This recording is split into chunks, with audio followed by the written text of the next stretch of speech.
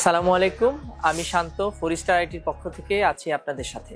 আজকে আমরা 1 লাখ টাকা বাজেটের একটা গেমিং পিসি নিয়ে কথা বলবো, যেটা দিয়ে গেমিং, 4K ভিডিও এডিটিং এবং কন্টেন্ট ক্রিয়েশনের সকল ধরনের কাজ করা যাবে। আমরা এই পিসি বিল্ডে প্রসেসর হিসেবে রেখেছি Ryzen 7 7700। এটি একটি 8 কোর এবং 16 থ্রেডের প্রসেসর, যার ক্লক স্পিড হচ্ছে 3.8 থেকে 5.3 গিগাহার্টজ। তো এই প্রসেসরটা দিয়ে আপনারা খুব অনায়াসে এই ধরনের কাজ করতে পারবেন এবং বাজেট রেঞ্জে এই প্রসেসরটা খুবই ভালো। এটার বাজার মূল্য হচ্ছে 24,500 টাকা। মাদারবোর্ড হিসেবে আমরা ব্যবহার করেছি MSI ব্র্যান্ডের B650MP। এটাতে 4 র্যাম স্লট, এটাতে ম্যাক্সিমাম 128 জিবি র্যাম সাপোর্ট করে এবং এটাতে DDR5 এর মাদারবোর্ড। এটাতে দুটো NVMe স্লট আছে, একটা Zen 4 এবং একটা Zen 3।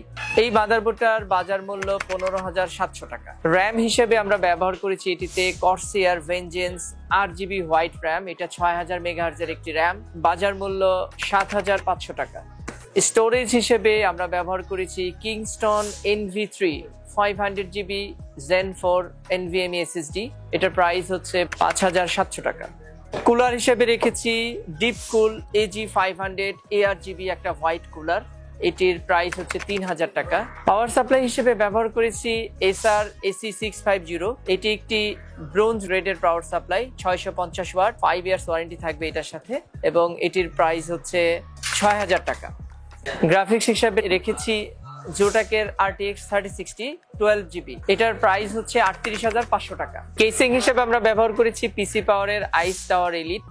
এটাতে 7টা ARGB ইনফিনিটি ফ্যান ইউজ করা হয়েছে। এটার প্রাইস হচ্ছে 6,600 টাকা। এটার পুরো বিল্ডের প্রাইস আসছে 1,06,900 টাকা। আপনারা চাইলে এই বিলটাকে 1 লাখ টাকার আশেপাশে নিয়ে আসতে পারবেন। এই পিসিটাতে আমরা ইউজ করেছি Zen 4 SSD। আপনারা চাইলে Zen 3 ব্যবহার করতে পারবেন 512GB।